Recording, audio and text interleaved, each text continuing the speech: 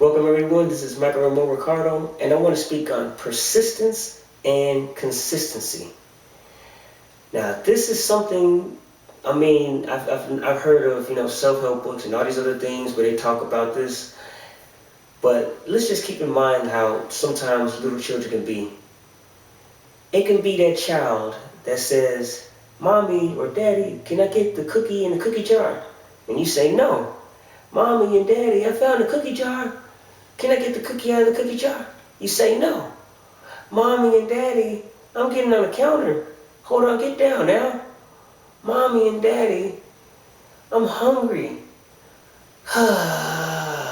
Here, take the cookie, please. That'd be much better for me. What happened in that example is that the child was consistent and persistent on asking for the cookie until finally the child got the cookie. In life, sometimes it takes for us to be so consistent and persistent on the things that we want that we have no choice but to get it. That's why there's also said in the word, ask and ye shall what? Receive. Seek and ye shall find. Knock and the door shall be opened unto you. When you're asking, it can't just be a one-time thing. When you're seeking, it shouldn't be a one-time thing. When you're knocking, it shouldn't be a one-time thing. You're not going to just go knock and expect God to just open the door. Now, unless you had a deep conversation already before you even, but you're knocking.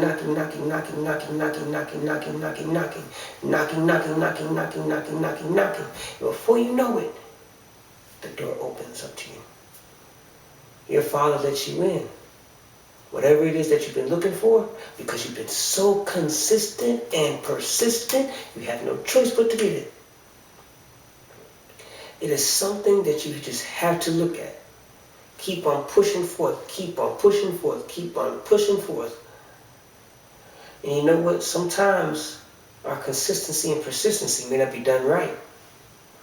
But look at how Peter was always wanting to follow Jesus Christ. He was, out of all the disciples, had a chance to at least experience walking on water. Consistently following Jesus Christ. Wanting to become a fisher of men. He tossed the net in the wrong area. Jesus Christ said, move that net to another area. Fish. Sometimes it takes for us to be so consistent and persistent. And even when we make the mistakes, the consistency and persistency gets us further than where we were. Sometimes we look at our destination or look at where we are when we stop at a certain spot and say, man, I wish I didn't stop here. But then if you look in that spot and then pay attention to what may have happened in the past, and I don't say to dwell on the past, but to pay attention of where you went from to where you are now. And ask yourself, have you grown because of consistency and persistency? Once you stop, it seems like whatever you've had, it stops with it. Think about trying to draw water from a well. Are you going to just pump the water one time and expect water to come? It doesn't work like that. What if you are consistent in pumping that water and you're pumping and pumping and pumping and pumping and pumping and pump, but then you see a drop and you let go and say, water. Guess what? The water's going right back down, and all that work you've done, that was it. Because you stopped and you thought that the consistency and persistency should have stopped. You should keep on going, pumping that water until you get a huge overflow of water coming. And even then, still keep on persistency and keep on going with it. Being consistent and persistent and allowing that water to just overflow. Because think about this too. Give and it shall be given unto you. Pressed down, shaken together, running over. Okay? Think about that.